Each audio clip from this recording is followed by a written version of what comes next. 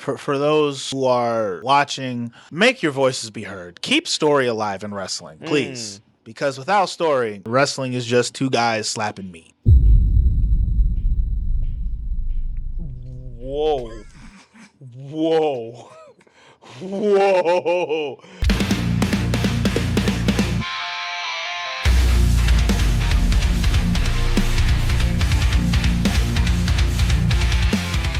Welcome to another episode of the Big Brothers of Destruction podcast. It's the Masaku. It's your boy, Swag Switch in the building. I think I got a saying now. It's the demon that leaves your bitch fiending. The Masaku. I don't know. I'm just working on some shit. The demon that leaves you. I was gonna say creaming, but like I feel like I'll be Joe Gertner. I feel like I'll be Joe Gertner from the Dudley Boys at this point. It's Joe Gertner who hurt. You know, like I already got the neck thing going. I don't have the neck brace. I have the necklace. You know, Work in progress. Work in progress. But you know what is a work in progress? This fucking week of wrestling, bro. A work in progress. Yeah, they trying to work, but. Fam. That's why it's called progress. They trying. I woke up around 8 o'clock ish today. Around 9 o'clock, I started watching the NXT pay-per-view. I couldn't make it past the fucking entrance of Uba Femi. Why not? Because of Booker T. Oh yeah, man.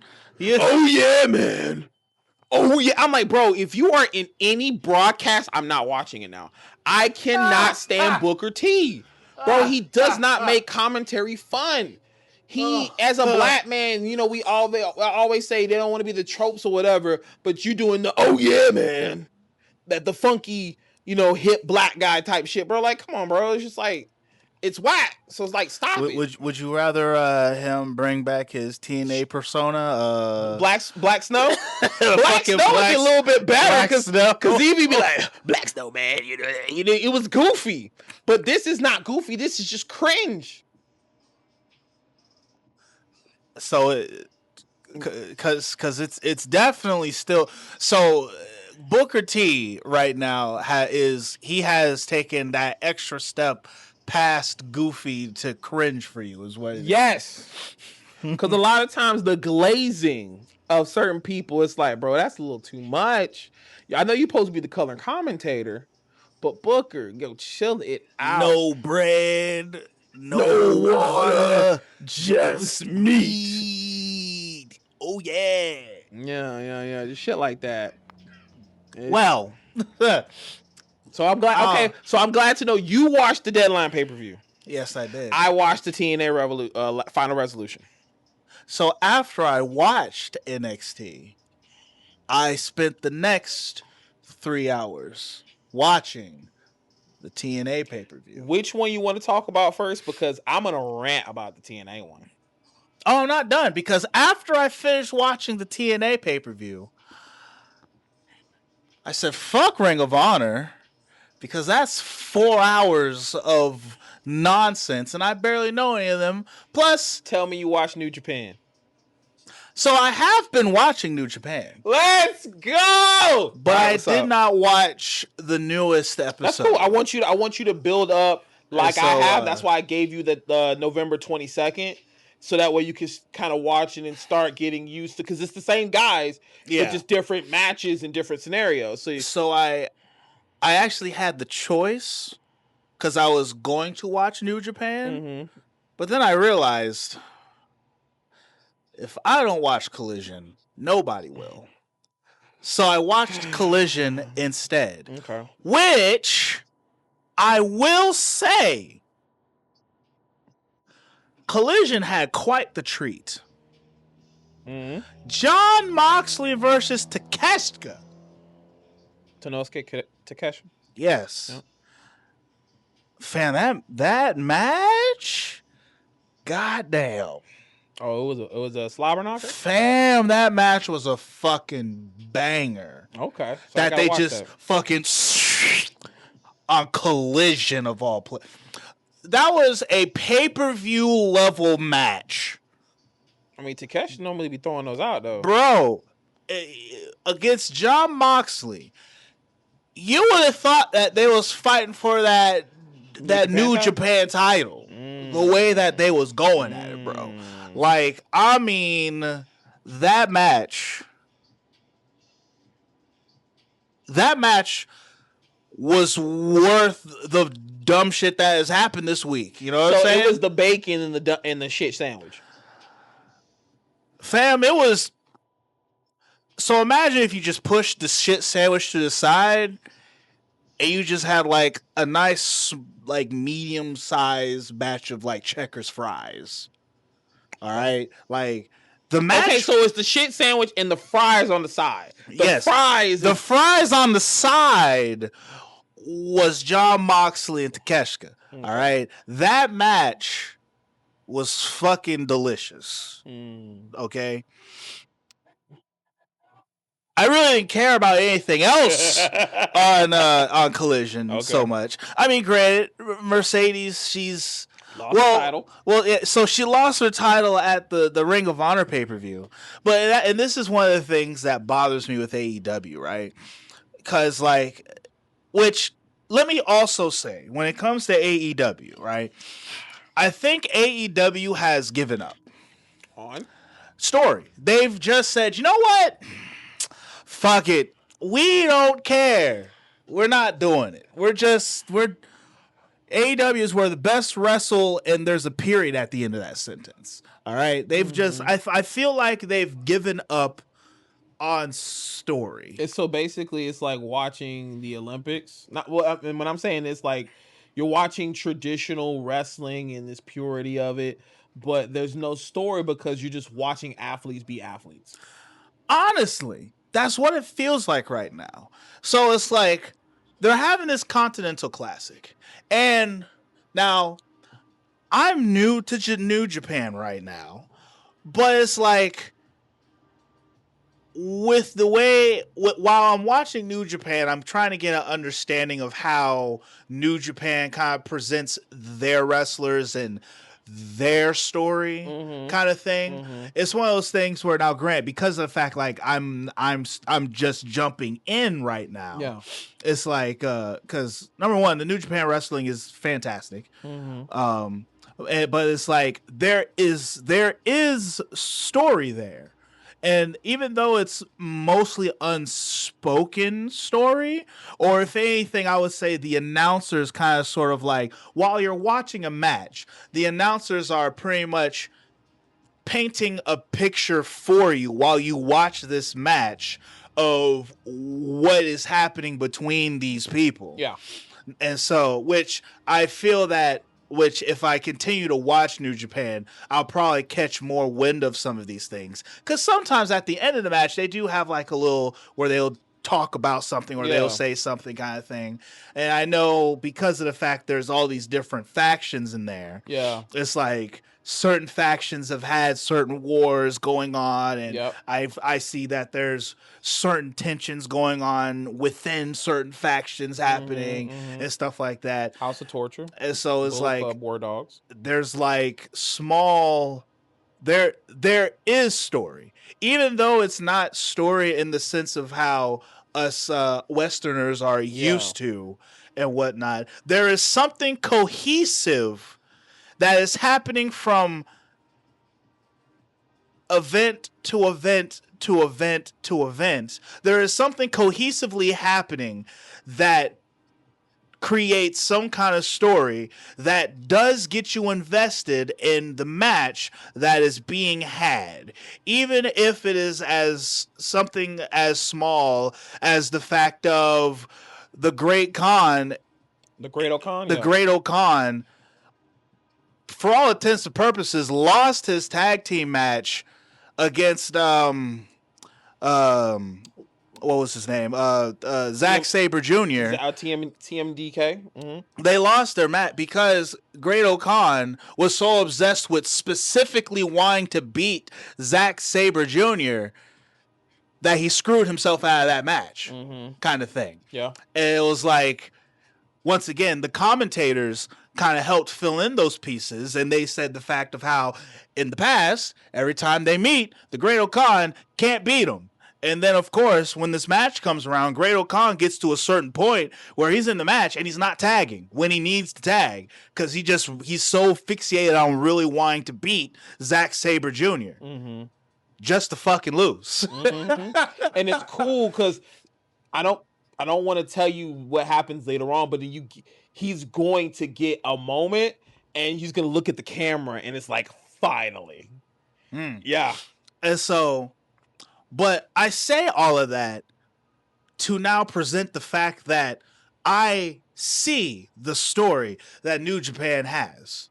We all know the story that WWE has. Mm-hmm. It might be ass, but it is story. Yeah. It might be easily predictable, but there is story. Yeah. And sometimes, because of the fact it's so predictable, there's that possibility that maybe... it's not actually as predictable as we're thinking this story is about to be, which is the reason why it leads us to watching stuff like fucking Survivor Series and realizing, wow, no, this was actually just a hot steaming pile of dog shit. But I watched it anyway because I had to see what was going to happen. Yep. AEW, their cohesiveness of story is so non-existent, and it's just like it's almost like they create a story and they leave it incomplete or retcon it yeah, and just act as if that something past didn't happen. And there are moments where things will happen in AEW where it will call back to a time when the AEW did do stories,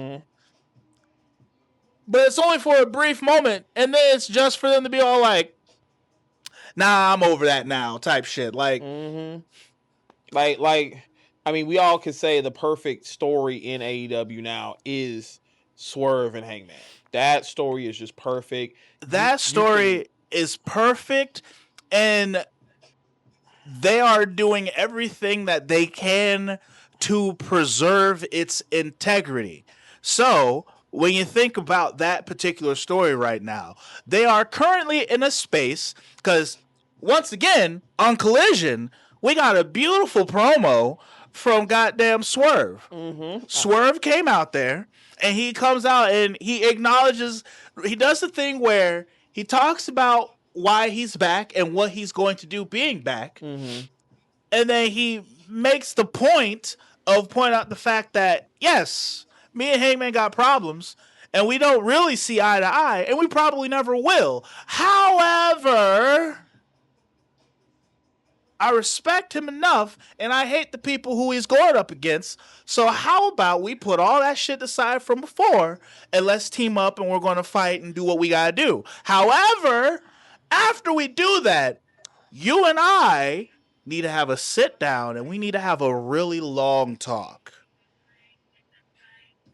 And that, him acknowledging all of that and then saying we're going to team up, but afterwards we got some things to talk. That right there is putting a pin on it. Is putting a pin on it. It's telling a story. It is furthering their story. And it's giving me a reason to want to see what's going to happen in this match coming up. That's all I'm looking forward to right now when it comes to AEW. Because they're not doing story, but... What about Mark Briscoe almost getting sent to the Don Callis family?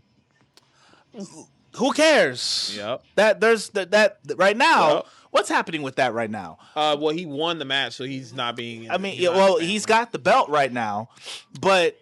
there's really nothing kind of going on with that currently. And so it's like, all right, whatever. He's there. It's just there because, once again, everything is being specifically taken up by the Continental Classic. Yep. And all the Continental Classic is just a whole bunch of where the greatest wrestle. Yep. That's all. Which means they're like, hey, story, wrestling. Look at all this beautiful wrestling. Look at all of that. Another, going off of that bit, right? So we've been watching Jon Moxley lose these matches, right? Mm-hmm. There was a brief moment where there was all like there. It looked like there might be tensions in the, in their the group Death and Riders, stuff like that, right? And then it's like, and then it just goes away, gone, poof. He loses to Claudio Castagnoli, which they even tried to add story in there with Brian Danielson saying that the reason why Moxley was the leader is because he couldn't beat him, and nobody else could beat him. Yes, I heard that. Mm-hmm. And then what do? After the match, Claudio Castagnoli goes to the back and they're doing push-ups or some dumb shit. Mm-hmm. And then Jon Moxley comes and he does push-ups too. And then they all do push-ups. And then they wrap it up and they leave. So we're just not going to address the fact that Jon Moxley lost to this man. We're not going to address the fact that Jon Moxley lost at Blood and Guts War Games. We're not going to address the fact that Pac is out here being a better looking leader than Jon. All right, cool. All right. Now I'm curious to see what's going to happen now, because now he just lost to Takeshita. So, or maybe we're just going to skip past that as well too and just act like nothing happened. Skip. That's kind of how I've been doing with a lot of AEW right now. Just skip. And people wonder why I fall asleep while trying to watch it or something. I literally watch Dynamite while playing video games on stream. And it's like because just sitting there watching it, there's nothing grabbing and holding me to watch right now. Now I will also I gotta talk shit about your girl, because Toni Storm and Mina in that Christmas fucking hardcore match bullshit that they had, like. Fuck was all that, bro. Everybody gets one. Spider-Man. Everyone gets one. Huh? Spider-Man says so. That's how we're attacking that one, eh? Everybody gets one. All right. Yeah. No. Now, when I think about how this tag team thing is going, right? It's literally just to give Toni Storm and her the belt. Oh, absolutely. Yeah. Because number one, Willow Nightingale and Harley. Yep. Number one, I love Harley, but man, she's ass, bro. Like, and I think that Blood and Guts match was the first time I've ever seen her wrestle, and I'm like, why is she in this match? Harley and Willow, when they had their match against the Sisters of Sin, that was the most obviously choreographed match I've seen in quite some time. And they were not hitting it at all. And then to follow it up with, which to me, a lot of people talk shit about it, and I'm kind of on that same tip, because I'm just like, okay, you're in a tag team tournament. The stipulations of the tag team tournament is if you lose, you're eliminated from the tournament. How is it fair that in the midst of this tournament, now, though I kind of sort of answered my own question here, but I'm going to say it out loud anyway. How is it fair that these two get to have a regular match and go to the finals, but then this group of people have this Christmas hardcore bullshit match with glass and shit, plunder. Glass and shit is crazy.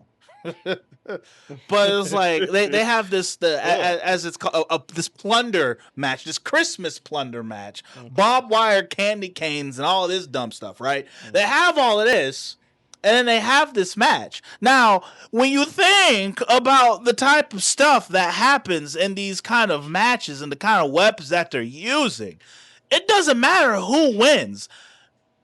In actuality, don't you think that would put you at a disadvantage going up against the team that had a regular fucking match? Yup, because you banged up and bruised. You're banged up, you're bruised, you got glass in your ass and in your cooter, you got fucking barbed wire laced in your fucking hair. But of course, my answer to this was the fact that this is AEW.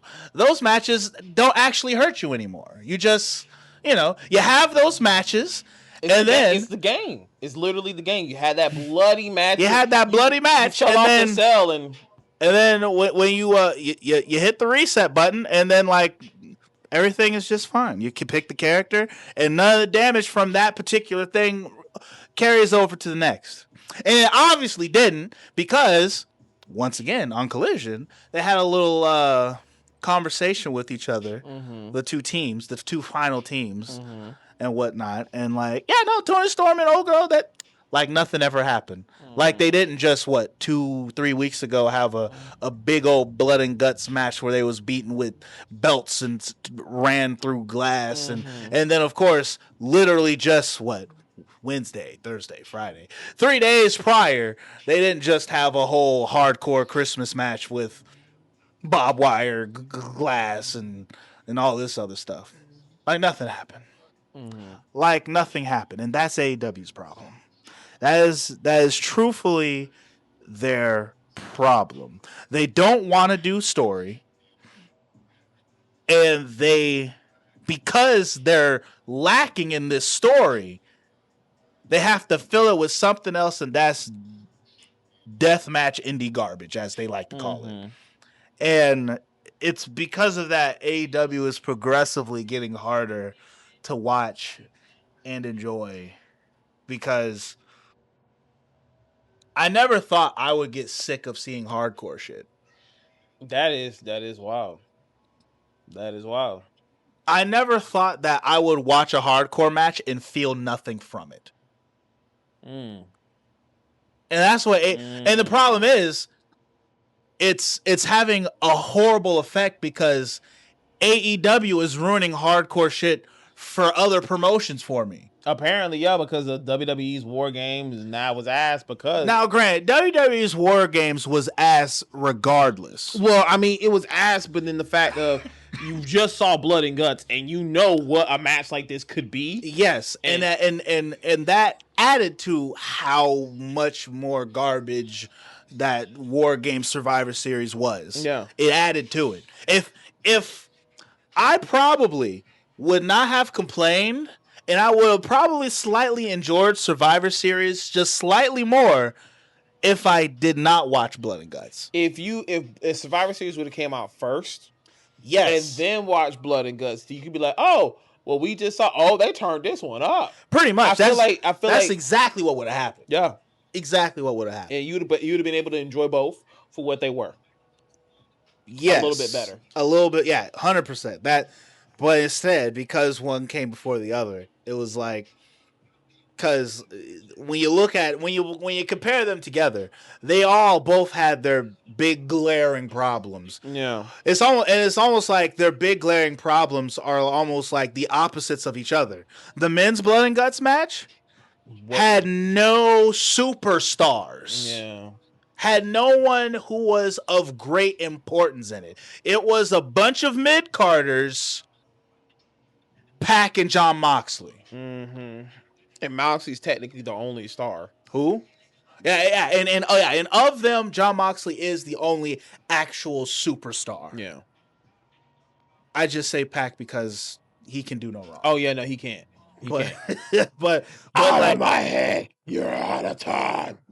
But it's like, but everybody else, they're like, I don't want to call them jobbers, Maybe but they're pretty close. Mid-carders. But they're all like solid mid-card people. Some of them are main event jobbers though, because like as much as I love Orange Cassidy, I love him as a character, as a wrestler. For a while he was goofy, but like when you actually see he can go, it's like, no, I respect him more. I can get behind the goofy a little bit as long as he gets to actually wrestle, and he is a main event jobber. Yeah, no, I 100%. He's definitely over as fuck. But he's not getting the title. Yeah, he definitely main event jobber status.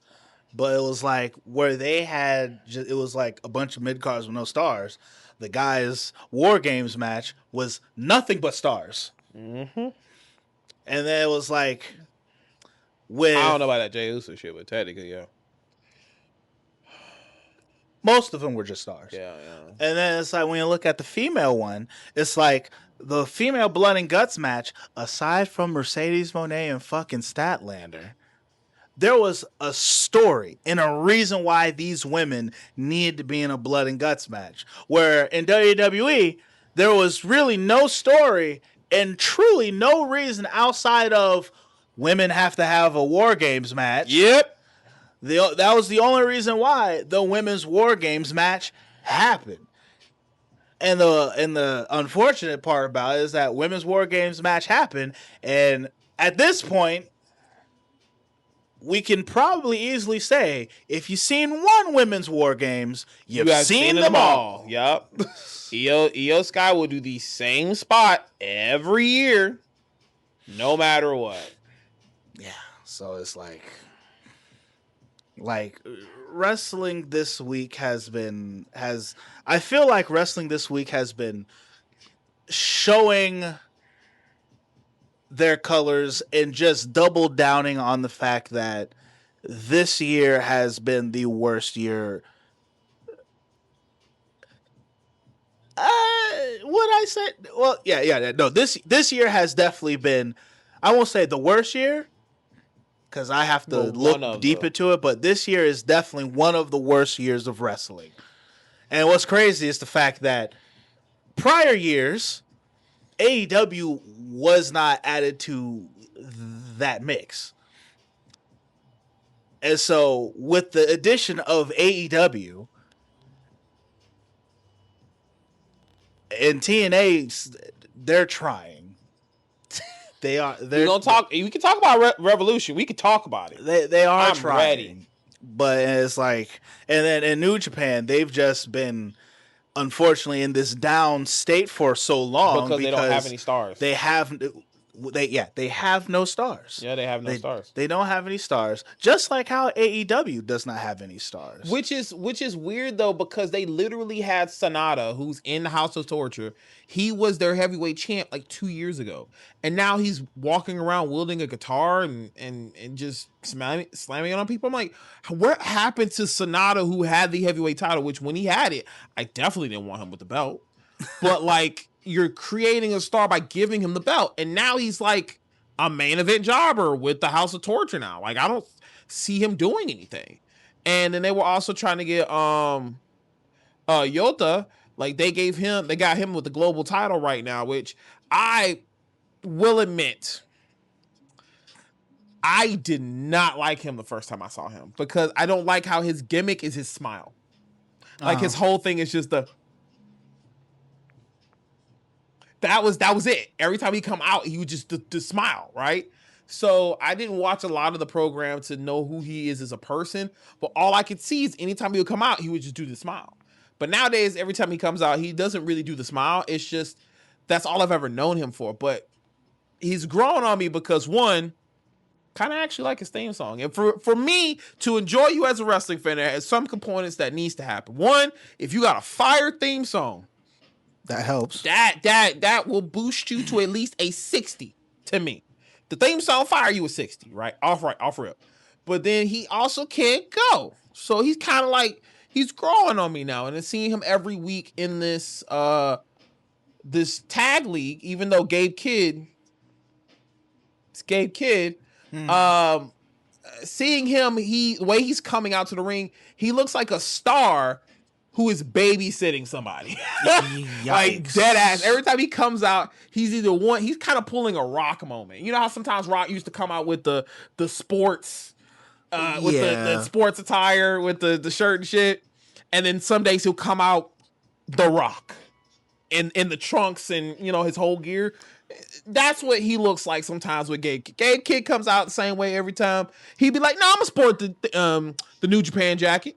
Oh, no, I'm going to sport my red jacket with the fedora. I'm going to sport my shit. He looks like a star sometimes when he comes out. And then Gay Other kid. times he's like, I don't care. Yeah, because he's like, I'm chaperoning gay kid. I'm literally chaperoning gay kid. And it looks like that every time they come out. Gay kid's like, he looks like kid just bouncing around, and then Yoda comes out with the belt. All right, that's how it looks. It looks like he's babysitting that nigga. So, but no, bro, I'll get to New Japan because I'm curious and definitely hearing. Let's leave right now to the ranting or the frustrations of wrestling, and then let's have fun talking about cool things that's going on wrestling. So, the TNA pay-per-view, you saw it. I did. First match, as much, I'm not trying to hate on Mike Santana. I would like for him to thrive. As a wrestling fan, you don't want nobody to be shit on and having a bad career or being put in bad situations. No, you want a wrestler to thrive. How did this man go from having the fucking TNA title to now wrestling jobbers as the first match on the card?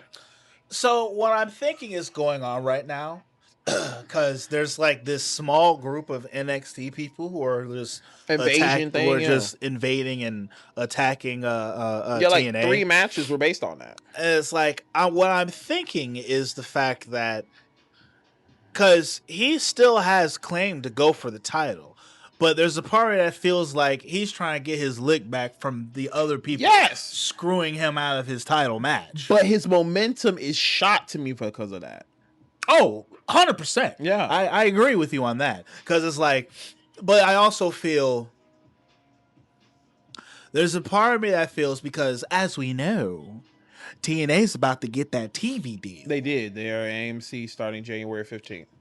There it is. Yeah. So because of that piece, there's a part of me that feels that like they are wanting to take him and kind of sort of like it's almost like they want to like rebuild him up to try and go back for the title while they do other shit with the title in the meantime or something. I think opposite. A part of me feels like it's almost like how New Japan has their young lions come out there with the stars. Mm-hmm.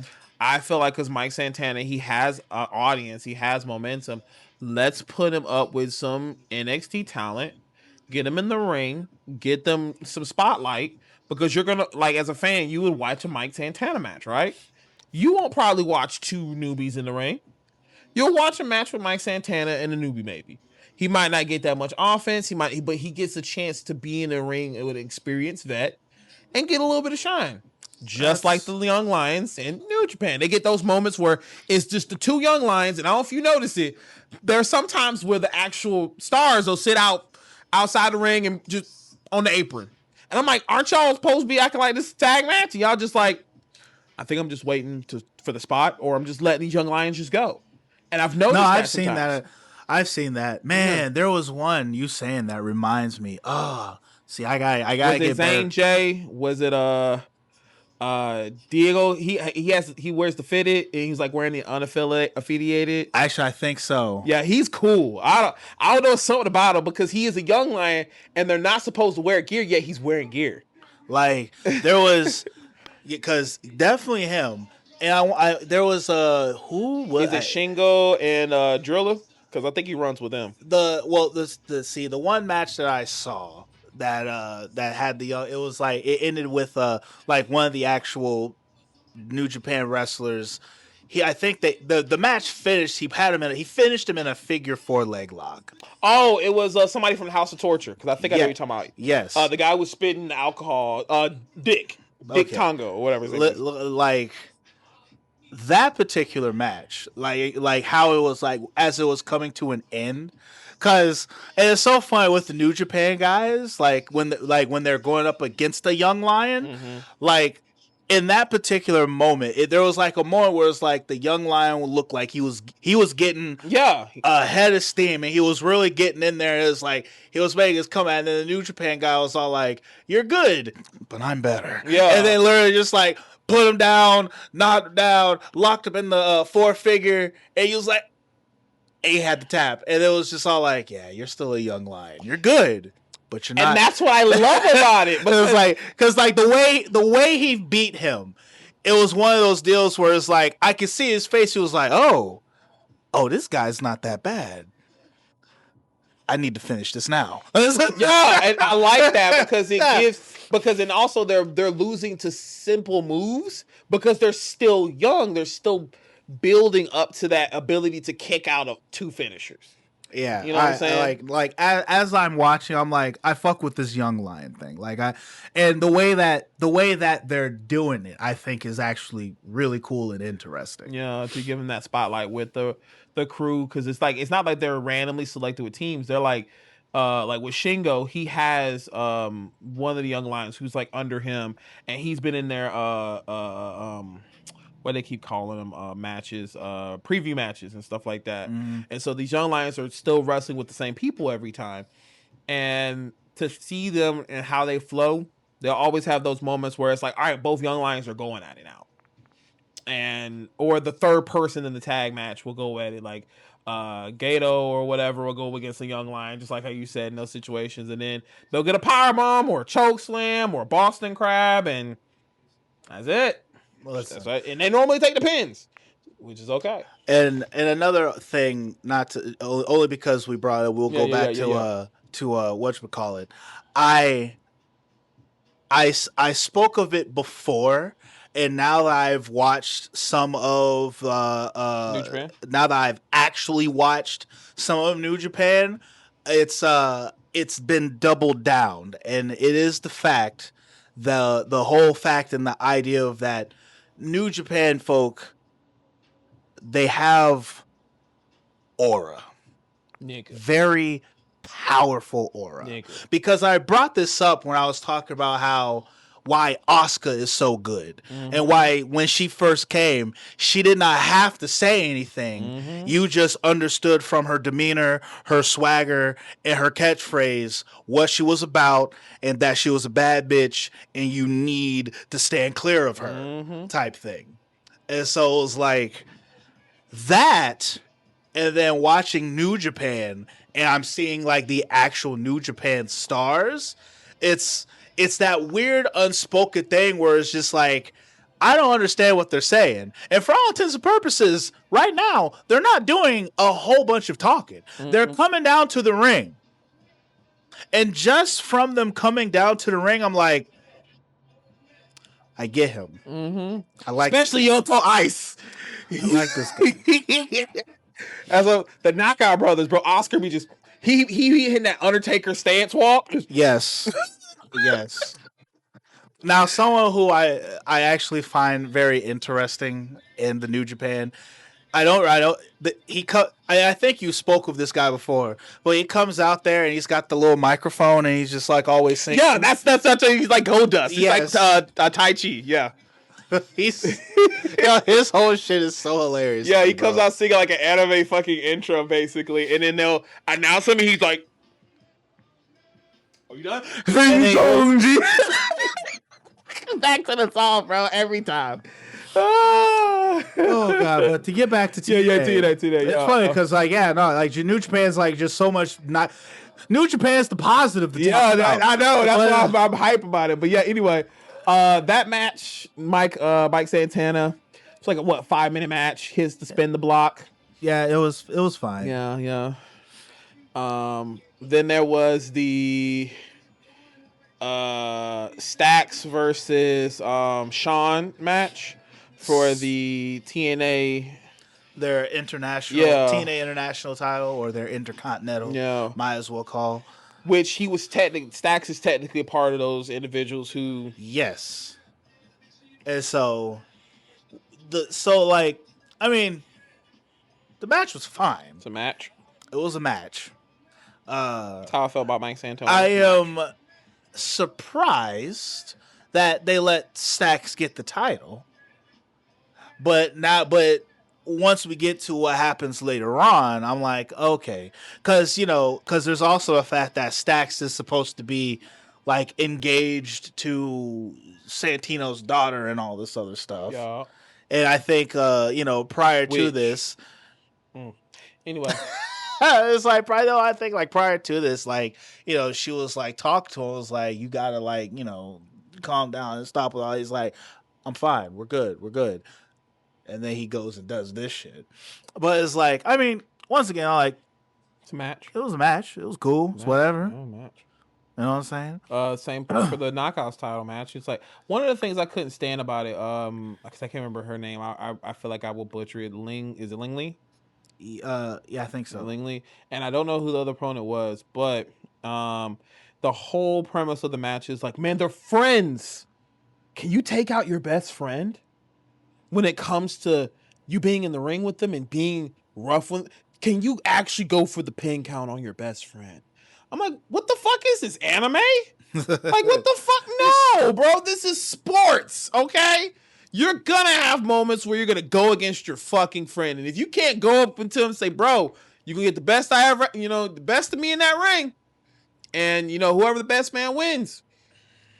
And if it causes friction, fuck all. But, like, to have the whole match where constantly commentary is talking about, but can you finish your friend? Can you get the pause?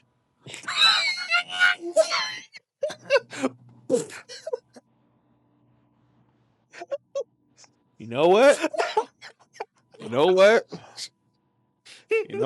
I got nothing against it. Can't say shit. Can't say a fucking thing, sir. You got me there. You got me there. You caught me right hand.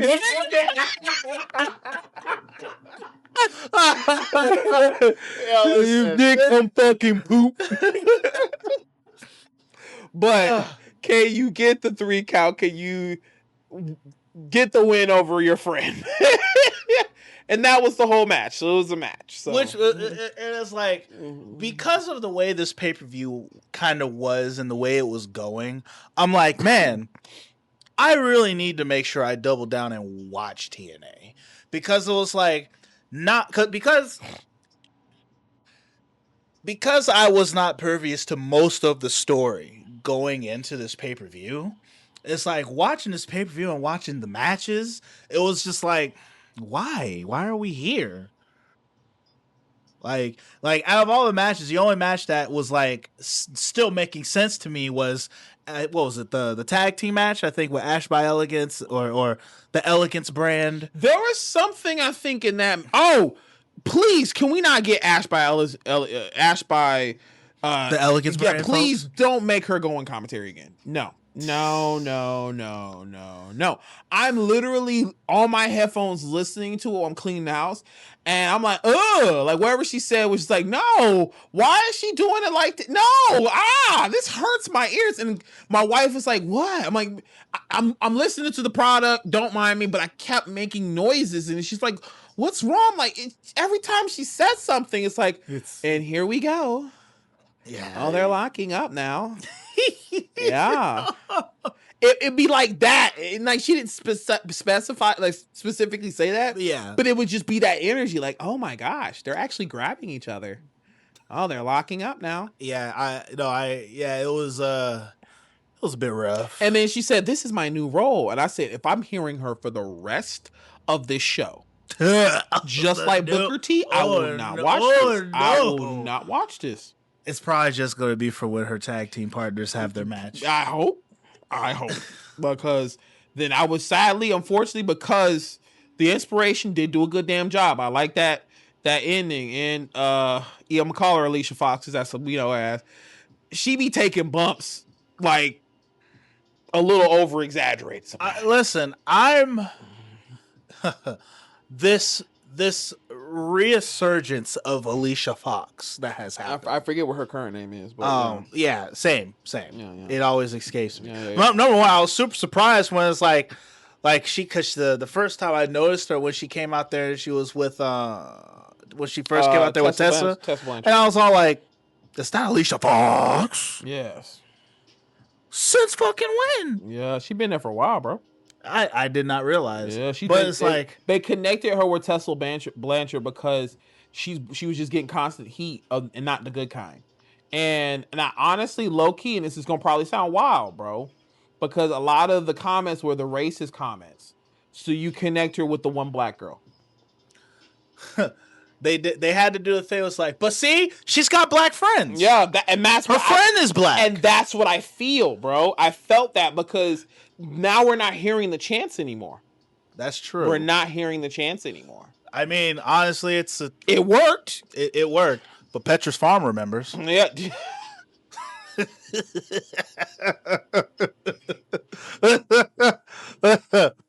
He don't forget.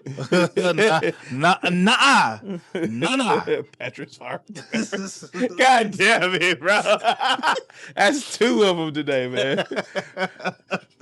But like, fam, I'm not gonna lie. Like this TNA pay-per-view was kind of dry. It was dry. It was definitely a cut that bitch off moment every time. You know what's up? Here's the thing too. You saw the Rascals versus the 4. The State 4, whatever, is Ali's group. Yeah. And you had that moment where Elias comes out here, drags him away and stuff like that. I'm like, okay. But the match was pretty much a match. Mm-hmm. And they had some great spots. That RKO into the pile, that was crazy. But that was like the only thing I remember in that match. Now, I think for me, because the only match that really stood out for me, which is is it AJ Francis and Leon's? Yes. And here's the thing. It stood out because I don't care what you may feel about AJ Francis. Nah, that ain't it, man. Really? Nah, that ain't it. You're not I'm not. You ain't rocking with. I think he's better as a manager. Mm. I truly think he is better at a manager. I will agree. I will say this much. This was the best big man display he's ever put out. Okay. And I feel like a lot of it's because of Leon and his selling. But granted, the night before on Impact, he gave one of the best choke slams I've seen in a while. And that's, again, because of Leon taking the proper bump the way it should be and making it look effective. Yes. So, a part of it's the cooperation between the two. But in this match, this is the one thing that pissed me off. And it's only because, bro, you're not doing your fucking job. This fucking ref, bro. Oh. The ref, whenever Rich Swann hit AJ with the fucking belt, that's still a disqualification. The bell should have rung, bitch. And commentary said, oh no, the referee just turned a blind eye. No, the bell should have rung.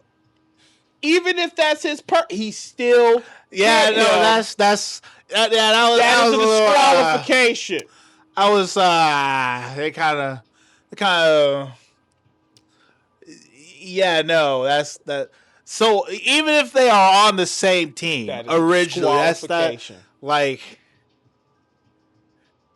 because he put his hands on him. Like it'd be one thing if it was behind the back, but referee looked dead at it right there. Yeah, and it was like, oh, because he was giving me shit too. Turn a blind eye. She should have went to the back and the whoever the heck.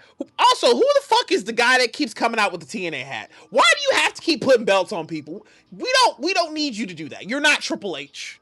Don't do it. But that's the thing. He kind of is. He is, but I don't need him out there every time putting a belt on somebody like he's talking about. I will agree. Like he don't have to. He don't. Like it's almost like when he wants to be Dana White or some shit. That part. Literally. That part 100%. Literally. It's like the whole idea of like, you know how like Tony Khan is always like, I don't want to be the on TV personality type thing. Like he doesn't want to do the Vince McMahon thing. Yeah. It's almost like this guy is like the same. Like he doesn't want to do the actual Vince McMahon thing, but he still kind of wants to be on TV though. Like you just I want to be able to put the belt on him with my little TNA hat. Can I at least just put the belt on every time? Since I own the spot, like every time I come out there, I gotta wear my little TNA hat. Like every time. But I mean, that's literally with all the TNA owners. Like, look at how Dixie Carter was Like, and you know what? With Homeboy from Smashing Pumpkins, yeah. so yeah, it's like Hulk Hogan. Yeah. you know, Scott was it Scott D'Amore? Scott D'Amore, right? Yeah. He was a personality, but like almost like a William Regal, like where unless he has to. Yeah, but it's like, it's like that. There's still that whole aspect that, you know, like, you know, because he is like the actual owner of the promotion, you know, they still kind of want to like at least I want to look at least wave at in the cam, you know, once or twice, people, so that people remember my face. I do sign your checks. Yeah, a little something. But the match is always going to be good with Leon, no matter what. You know, that man. You have to try really hard. You really do. Like, you have to go out of your way to have a bad match for Leon Slater. And that's why I said this is the reason why this match worked is because Leon Slater and the AJ Francis is definitely a good David versus Goliath match, where it does not take much because he is very, you know, he's small, and AJ is big, but so certain moves have double effect. And correct. It made sense. And Leon Slater is of extremely talented and well versatile small person. He's a superstar though. He is a superstar. Oh, 100%. Like, listen, he's a superstar. But it's like, as far as like his David, yeah, is so superb that it makes him look better as a big man. He makes the Goliath so much more giant. Because there were a lot of false count finishes in that match, and a lot of them I was like, you're not giving AJ that. You're not giving AJ that. You're not giving that AJ. And that was the point where I was like, he did his spear move or whatever, and I'm like, he really about to win this title, ain't he? I was like, there's no way you're putting the belt on AJ. Like, let's be real. Nah. Don't do that. Nah. Leon is too raw hot right now. You take that belt from him. Listen, he turn this bitch off. He is, and the thing, it's funny because it's like Leon Slater's been defending that belt everywhere, against like some fantastical opponents. Yeah. And, although it's like, but then some of his best matches defending that belt are against people who are 3 times his size. Like him and Moose when he won the belt. Mm-hmm. That was great. Mm-hmm. He is doing what Monet should be doing. Because everybody Monet goes against, they're making Monet look good. Leon's making you look good. 100%. Yeah, Monet, she's not boosting nobody right now. The last match she had with Chris Statlander, though, that was Sasha Banks. I'm still standing on that. Still standing on that. Just a quick glimmer. She thought she was going against Bayley. I mean, the closest thing to a Bayley in there, outside of Willow Nightingale. But if we're talking about the hugger, though, but like, yeah. But that AJ Francis and Leon match was, I would say, match of the night. Oh, 100%. Easy. Match of the night. Easy. Then the Hardy Boys versus Crime Time 2.0. And tell me I'm wrong. I will not confirm. Honestly, one of them looks like chunkier Obafemi. The one with the gray pants. Yeah. I was like, that's not Obafemi because he has the tape wearing and everything. Now, if I'm not mistaken, the one, the darker one. Yeah, the one with dark pants. I think he had white on this time. With the gray. Yeah, he had the tape on his arms and stuff. So, if I'm not mistaken, he's actually the son of a boxer. I think his name is Tyson. The guy, the wrestler we're talking about. I think his name is Tyson, maybe. I think so. I forget his name, but I'm almost positive. I might have to look it up real quick. And we do apologize to any wrestler who is watching the product when we're saying we don't know your name, because right now we do not have a prompt or anything to put up on who that person's name is in the moment. We are going off the fact that we just watched the product, and if we are saying we don't remember names because probably we were introduced to you just one time and we're supposed to remember your name after this one occasion. So we're not doing it out of saying, hey, we don't fuck with you. We don't like you or anything. It's just if you told us like, oh yeah, that match, I remember the match. The person's name right now, can't think of it, but I remember you as a wrestler. If I see you enough, I will remember you. So it is nothing against you, not saying anything bad against you. It's just coming off the strength of we watched the pay-per-view, we drove to the location, and we just, boom, we turned on the mic and we went at it. So there is that. But going against the Hardy Boys, I feel like those two men were probably screaming inside as young wrestling fans. Because to I don't give a damn what era of the Hardy Boys it is. If you're told, yo, you're going against the Hardy Boys, I'll do the job for the Hardy Boys. I don't give a fuck. It's the Hardy Boys, bro. Like, the fact I get to rub shoulders with tag team greatness. Somebody told me the outcome is like, yo, they're going to kick you in your ass and you going to flop out the ring. I guess I will. It's the Hardy Boys. 100%. Hardy Boys, bro. You're going to get the split attack where Jeff is going to do it like 5 times and hit you in the dick. I guess so. It's Jeff Hardy, my nigga. It's the Hardy Boys. Which, I don't know if you saw that TikTok I sent you, speaking of like crotch punches. Did you see the TikTok I sent you where it's The Rock back in the day when he was yes. Yeah. That had me screaming. Also, quick update, because I did the lookup. Okay. I got the wrong black guy. Because this guy, he's actually Holyfield's son. No way. Yeah. Elijah Holy. Well, there you go. Yeah. I had the wrong big black dude. Only we can say that. Only we can say that, and we'll take advantage of it. But I was about to say, if you could have pulled up the card, that would have been cool too. But we're only one more match left outside of that tag match, which was the heavyweight title match, which I skimmed the fuck out of it because here is my thing: you weren't giving it's JDC, right? Mm-hmm. You're not giving JDC the belt.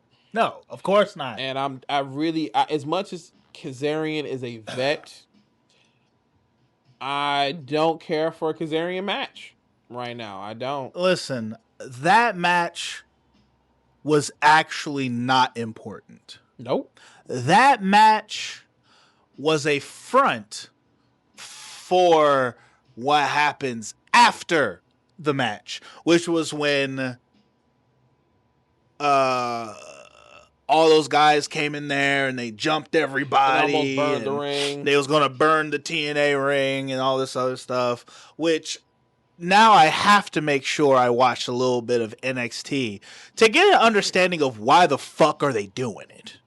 Because this has been going on for a bit. I think just because they can. But it's like, well, I mean, but it's like, I have not heard like the full why. Like, why are y'all doing this to the TNA folk? Because the TNA folk, they're like, yo, we're just trying to fucking live right now. Mm-hmm. Like, yeah.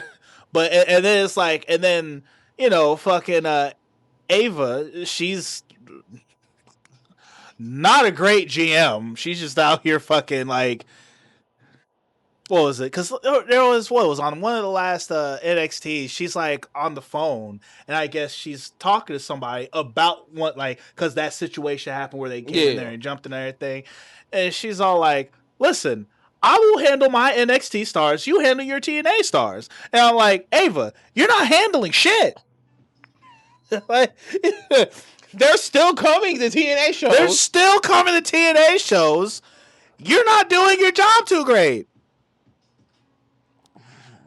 But, and then Stax knocks out Santino, which I'm almost positive there's going to be extreme repercussions about that whole situation once we get into fucking NXT. Which we can go ahead and talk about NXT since you watched Deadline, and I do need to watch it because I do need to watch that Soul Survivor match because knowing the outcome for Javon Evans, I need to see how he got that. So I don't know if I have to watch it on mute because I can't hear Booker T. I cannot. So number one, the Obafemi match, right?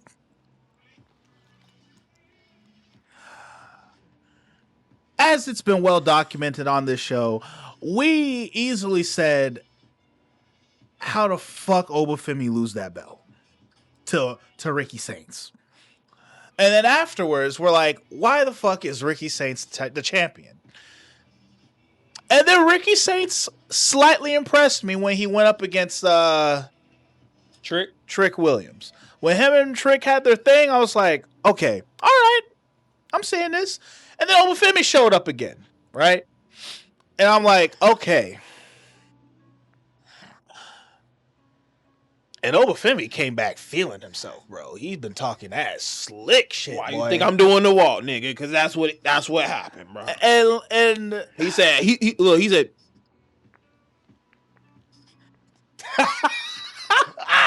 Give me that, nigga. Boy, you're not wrong. Give me that shit, nigga. You are the farthest thing from wrong, because this match is going on. And it's one of those deals where, with the way that they've presented Obafemi and the way that they've built him, it's like, number one, Ricky Saints has an absolutely like dog shit finishing move, the fucking spinning DDT, right?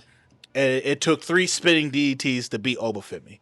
I mean, yeah, if you spin that nigga around the world, yeah, a couple of times, and he might get crazy after DDT. He got pinned because he was dizzy.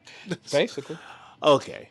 Well, it's the ruler's one weakness. Watching this match, it's like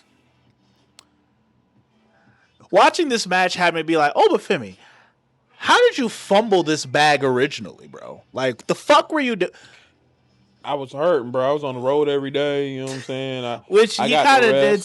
But it's funny because like his excuse was the fact of, talk about the fact that, having the belt for so long and this, that, and the other. And he was like, although I do like how he did say the fact that, like, listen, after I lost to you, yeah, I left. Because this whole TNA versus NXT stuff, yeah, that shit ain't got nothing to do with me, bro. Mm-hmm. So I let y'all have fun with all that. Now that all that shit's passed, I'm back to reclaim what I own. Mm-hmm. Mm-hmm. And he did. Mm-hmm. Which means Cody going against him as Saturday Night, my main event, which I'm like, you put him against Cody Rhodes immediately.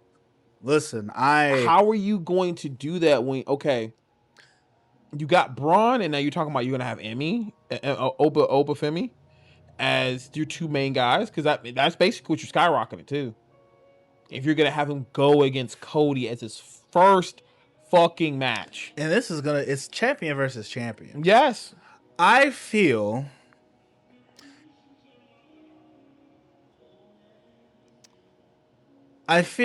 Cody's going to win. Oh, of course.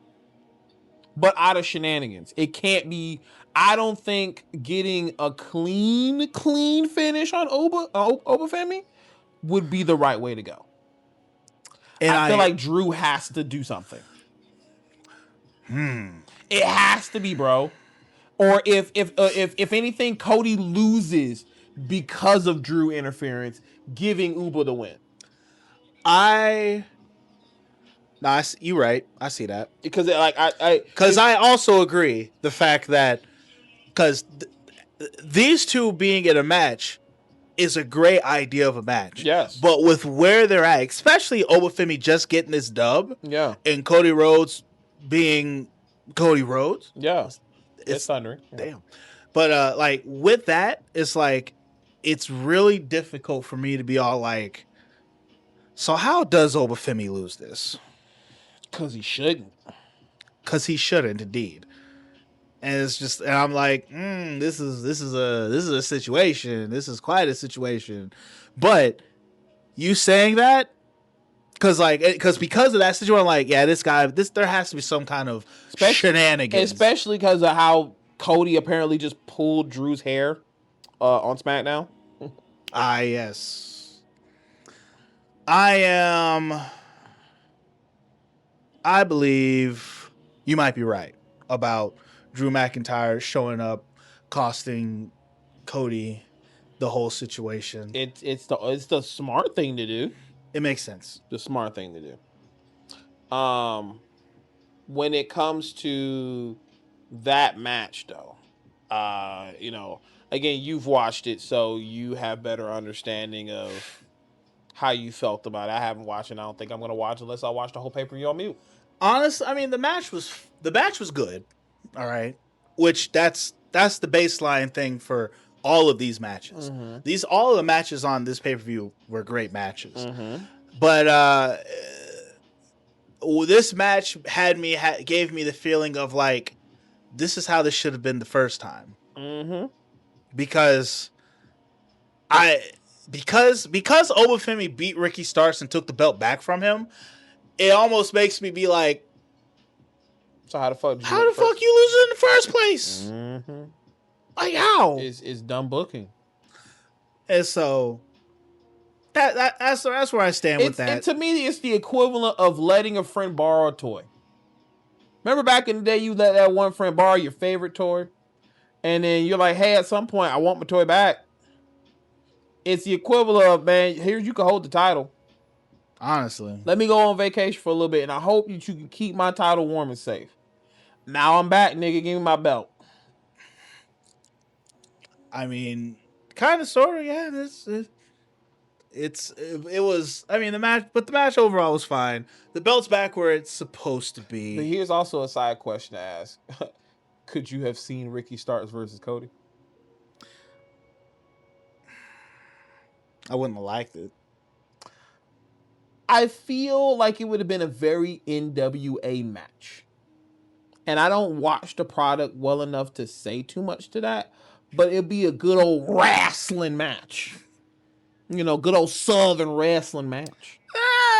Because of Cody being like Dusty Rhodes and Ricky is kind of like a bougie Ric Flair. All right.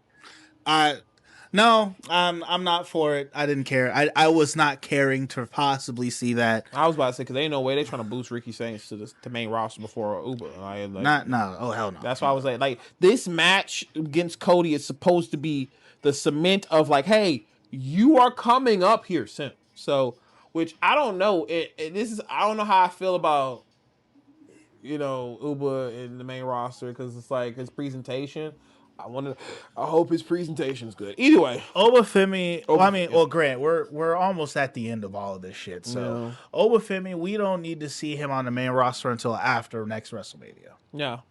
After WrestleMania, then we can bring him up. Do it like how John Cena and Kevin Owens did. You can have him come up, you have him beat Cena, how he beat Cena, and you just give him some momentum. So that way he's basically saying, yo, so if I could beat you, when I come to the main roster, I'm wrecking ship. Honestly, they need to bring him up to the main roster like how they did Oscar. He needs to get the Oscar treatment. Even though he's not like undefeated or anything like that, he needs to be brought to the main roster. He needs to get a belt around his waist, and he needs to continue doing his ruler shtick kind of thing. He needs to go conquer and be the new big bad guy. I need him to come out like Goldberg though. Oh, you want like the like pyro and shit? Where he comes out from the door and he walks out there, but like not doing but just like with that aura, like that. Oh shit, it's the ruler, bro. It's the ruler. I feel like that would give him some intensity that he may need. Because, like, yeah, the NXT audience in the ring of the arena is short enough for that, doing that. But now doing that down a main roster ramp, that's bigger, bro. I mean, I need some intensity to him at this point. I mean, honestly, personally, I need him to get rid of that walk. Like, he could do it in the ring. Maybe in the ring. Like when he's in the ring waiting for his opponent, just sure. As if you're gonna do it. If we absolutely have to keep it, all right, sure, we can keep it for in the ring. It's weird to me though, because it's like it almost makes it whenever him doing that walk gives me this feel like he still does not know what he wants to be, because like. He's in this really weird limbo where he is, I guess, as you would call like a tweener, as they say, because that's when you're in between bad guy and good guy. Because it's like anti-hero? Not so. He's not an anti-hero, he's just because when you're an anti-hero, that means you do good things just in a villainous way. And it's like he himself is not a villain, but he's not a hero either. He's just The ruler. somewhere in between all of that. So that's where the tweener moniker comes from. And so it's like, like doing all of this right here, this is babyface shit in my mind. Yeah. But it's like at the same time though, he does that, and regardless, like for instance, like Ricky Saints is a babyface, and he talks down to Ricky Saints, and says all these things, but then it's like he'll also turn around and do the same thing to Trick William, who is obviously a heel right now. And so it's like I just feel to be like it's his thing. But it's like that's like the only slight corny thing about him. So me. It's like basically it's face, heel, ruler. I mean, in this particular case, yeah, if that's what you want to call it, tweener, ruler. No. That's what he is. Yeah. So after that, what was it? Wasn't it the females iron? I remember I didn't watch it. Oh, that's right. No, this is you explaining it to me. So I'm going off of. I'll probably have to look it up because I don't remember all the matches. But what I do know is that the women's one, comparably speaking, I think the women had a better Iron Survivor match as far as everything that was going on. But the guys one was intense. Okay. But it was one of those things like the females NXT Iron Survivor match. It was highly decorated, you know what I'm saying? And they really went hard. And in my mind, they definitely proved themselves. I don't quite agree with the winner, because the person who won was the Evolve girl. Yeah, I saw her. I saw the highlight of like her holding up her belt and stuff. Yes, she came out on top, and I was like, But I mean, you got to remember they got to create new stars, and now she's getting a chance to go for the title. What better way to, if not put her in front of the audience, is against the champion, which is fair. But to skyrocket her to that moment to you is kind of maybe a bit much. I think it's one of those things where maybe it's just because of the fact that I don't watch Evolve. And so, yeah, no, that's not a product I'm gonna be watching. It's just a lot of wrestling already. I've tried watching. I've tuned in and looked at Evolve a couple of times, but watching Evolve, comparably speaking, Evolve reminds me of like early NXT. That's what it is. It's literally NXT is no longer what its entity was when it first started. Now it is simply as it is. It is a third brand. It is the EC.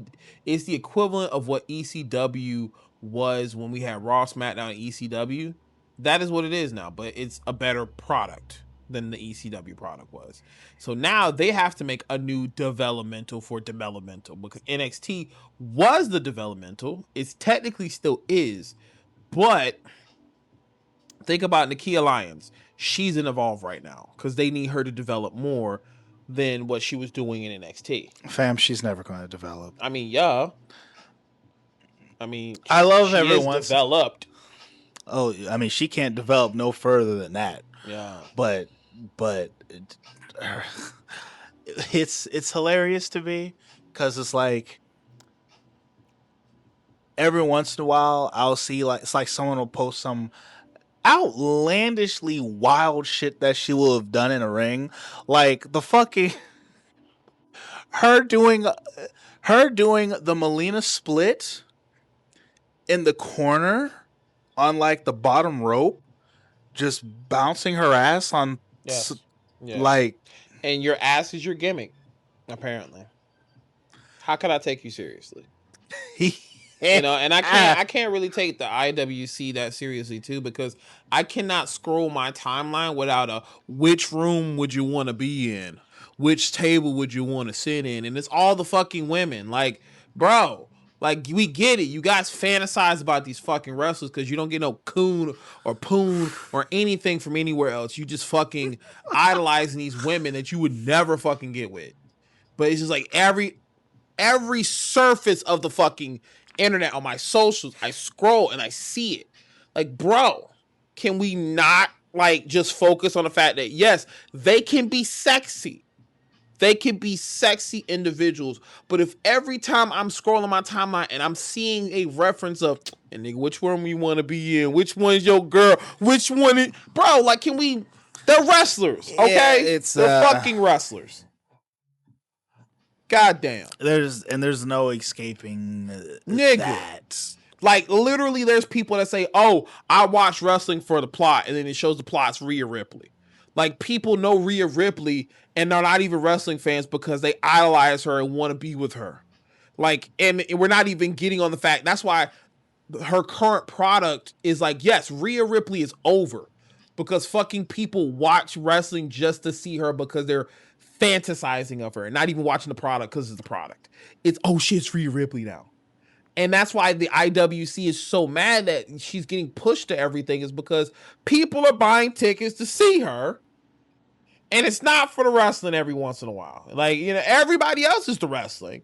But you got that little small subgroup that's just fantasizing. And I'm sorry, Rhea, that you have to experience that. And any other wrestlers who are going to the airport like Jey Uso and Saraya and them, and they're getting wrestlers who are stalking, putting cameras on you, poking you. That's decking crazy niggas, shit, bro, every day. I feel for you guys. And I'm saying this out of not saying that you guys are not sexy, you're not beautiful, you are not who you are, but I value you as wrestlers, okay? I value Rhea Ripley as a wrestler. I value, as much as I love me some Tony Storm, a wrestler. Tiffany Stratton, you are absolutely gorgeous, but you are an amazing wrestler. I value these women as wrestlers and not that the fact they are the opposite sex. And I'm so fucking tired of it. But unfortunately, old habits die hard. They do. We are very far removed from the times of bra and panties. However, at least we're not there. Thank God. It's like we're very far removed from the bra and panties time. However, Petra's Farm still remembers. Yes, we do. We do, and that was a very bad time. And we're, you know, TNA. What can we say? Yes, TNA, where women's wrestling is, and I will give it to Ash. You know, she was definitely not getting anything in WWE as Dana Brooke, and then she became something in TNA because she could fucking go. And I'm sad that she can't continue her career. But, you know, and this is why also Natty's finally coming out, bitch. We're getting the low-key legend, bro. I've never been so happy for Natty in my life. I've never enjoyed Natalya, but seeing Natty and knowing that that's the real me. That's, if I would have got this from you 2010 plus, been a big fan of your ass. See, the problem is the fact that the Natty that we're about to get is, funny enough, the gimmick. The Natty that we've been having, that's the real Natty. No. The good old the cat lady Natty. Well, no. The Catwoman Natty is still her, but as her interview with Chris Van Vliet, she was like, no, what I really wanted to be was Natty. I didn't want to be Natalya. Like, yeah, that's my personality, but in the ring, when I was in the dungeon, I was fucking going. Now, I will say I did like the little promo that they did where she's training, what's her name, Maxine, and stuff like that. Yeah, bro, I fucking popped. She's like, again. I knew what it was. And when I was watching it, I'm in bed. I'm in bed with Corey, and I'm watching on my headphones. I'm just popping. I'm like, ah, shit. And Corey's like, what's going on? I'm like, it's fucking Natty. It's fucking Natty. It's fucking Natty. And then she was like, what's up with Natty? And I had to actually take a moment to break down the situation. Like I have to break down battle rap bars to her. Whenever I'll be like, yo, that shit's crazy. And she'll be like, what? And I explain it to her and she's still like, I don't get it. And I'm like, oh, all right, it's cool. It's whatever, bro.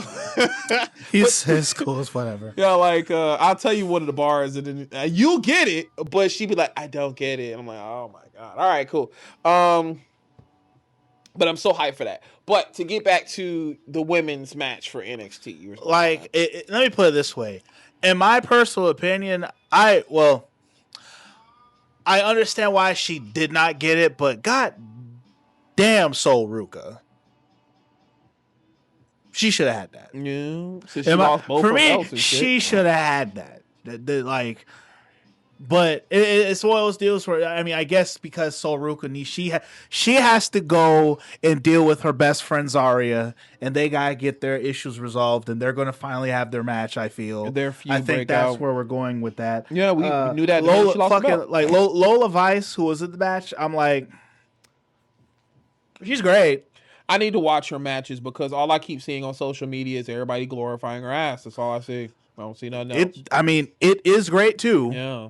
But she's actually great in the ring too. But it's just like, of those women, and maybe I'm just a soul snatcher guy, but like I was looking for Ruka to take that, but she didn't. But hey, it is what it is. Now, somehow I missed this match, and it was Ethan Page versus Mr. Iguana. Which I'm gonna have to watch it because when he went against what's that one guy during that hardcore match they had, it was like Day of the Dead match or whatever. Yeah, I can't remember his name right now, but that was a good match with the somebody. Doctor. The Doctor, yeah, it was a good match with somebody from AAA. And as much as I can't not stand the gimmick that is Mr. Iguana, he's got an iguana. Ethan Page made that match with Dr. Good, so I'm like, okay. Now, hopefully Ethan Page will make this match good. I know why I missed it, because what I was watching it on, for some reason, like, wasn't working right. Short circuit. Like the video went out, and so it was like when I got back to being able to watch it again, that match had moved on. But Ethan Page can do no wrong. Yeah, he cannot. Him and Chelsea Green. Ethan Page can do no wrong. And from what the match I did see, the match was a fucking banger. And that's the one thing I have, which, I mean, considering where Ethan Page came from, he came from where the best wrestle, so, kill him with a smile. But outside of that, the match that did get me was Tatum Paxley versus O-Girl, when that was part of her. From Colling, yeah. From the Colling. I'm real mad that she lost that shit. Who, Tatum? Yes. Granted, I mean, well, they kind of have to. She was distracted. Tatum went off, boy. Like, it was one of those things where it's like she got all of this in to get beat. I'm like, I'm not gonna lie. After watching the promo of where she was sitting in the chairs and she literally said like 2 lines, and it was like the least intimidating thing I ever seen in my life. I was like, okay, they're not getting ready to blow their load right now on giving her that win, because it's got to build up more. You just within this faction, you winning right now, then there's no point of continuing the feud and continuing the situation. So homegirl has to win, causing more friction, causing more matches to happen. That's how WWE books. And it's gonna be rubber match, and then Tatum's gonna win the next one, and then Shorty's gonna win. Now it's how they do. In the situation that I was like, the match was good, but I'm like, Tatum, you could have went a little more crazy. Like, you made it seem like you was gonna like legitimately commit murder. That's why I said like that weak ass promo. I was like, okay, maybe it's so short because maybe she might actually murder her. Which that's what I was looking for, but yeah, no, I mean, I guess maybe she might pull a Nikki Cross and they had that screen, Nikki Cross. Oh, God, I miss Nikki Cross. Oh God, maybe that's what I was thinking. If you're gonna do it, you gotta do Nikki Cross.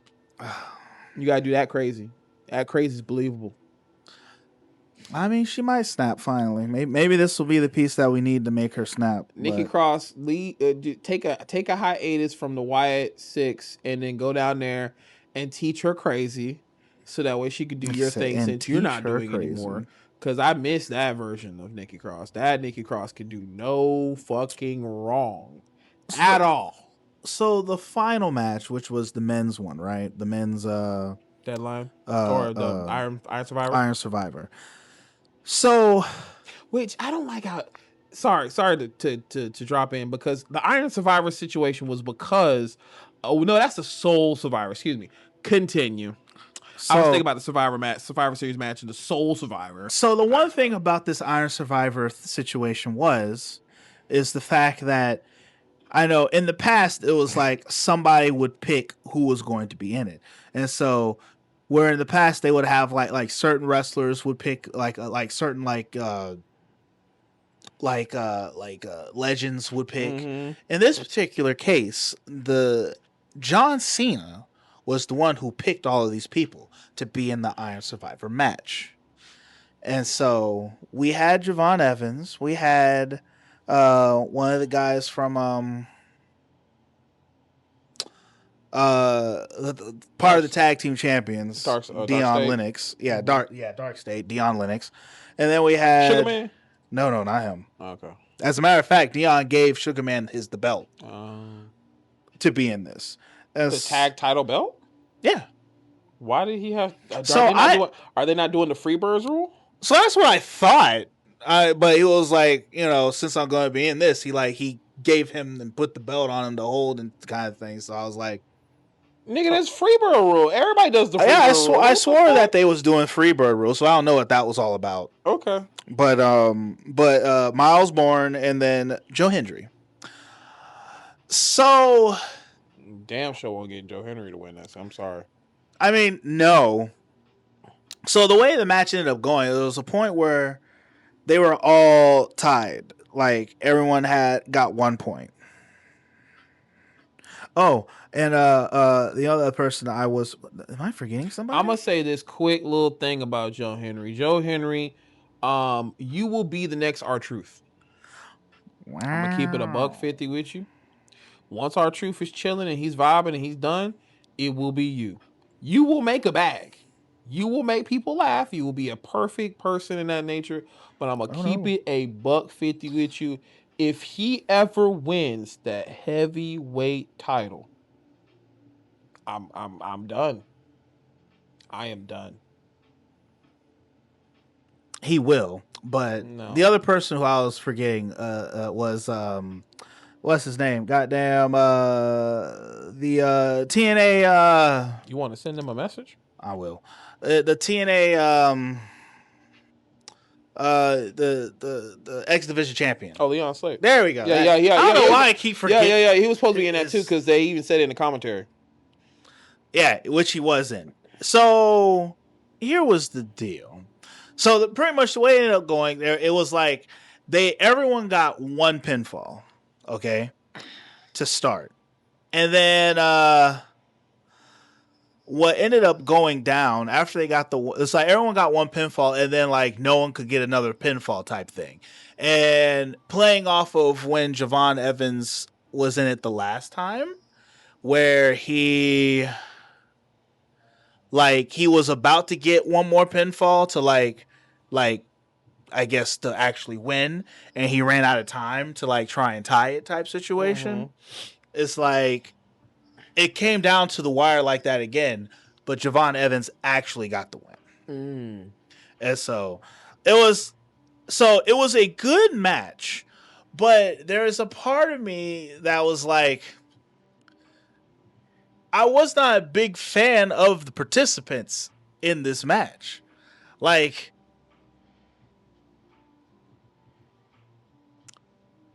it didn't feel superstar enough. You know what I'm saying? It was great. It was a great match. They all like went hard, but it was like there's no stars outside of Javon Evans and Leon Slater. Yes, outside of Javon Evans and Leon Slater, I'm like, who cares about this Dark State guy? Goddamn. I mean, Joe Hendry, sure, but I'm like, Miles, I'm like, why the fuck he here? I ain't gonna lie. I'm gonna keep it a $150 with you. I need Leon to get a heavyweight belt. And granted, because Uber is holding it right now. If it was Ricky Saints that still had it, I can see Leon taking it. And then I would have loved the feud of Javon going to TNA and taking the belt, and then Leon having the NXT title, and they do backstage segments with each other of like. I feel that. So it's weird because I feel as if that's where they might be going. Like I really think they're trying to set homie up to become the next champion. The only problem is, actually, I can't even say it's a problem because the last time him and Obafemi had a match together, it was a triple threat. To my Leon, or you to my Javon? Javon Evans, because since Javon Evans won, it's who the winner gets to face the NXT champion. Yeah, and so it's like the last time they he's way more believable than Ricky Saints. Which is crazy work to say. Mm-hmm. Yeah, but it's true. Like if he won, you would believe it a little bit. Correct, and that's mostly because of the fact that Javon Evans, that boy bouncy.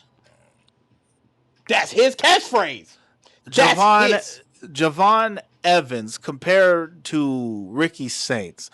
Number one, Javon Evans has been in a match with Obafemi. Now, granted, it was a triple threat. That was when Obafemi was like, hey, I'll do triple threats all day and I'll come out on top, which he kept on doing. He kept on winning these triple threat matches. But the other person who was in there was Trick Williams.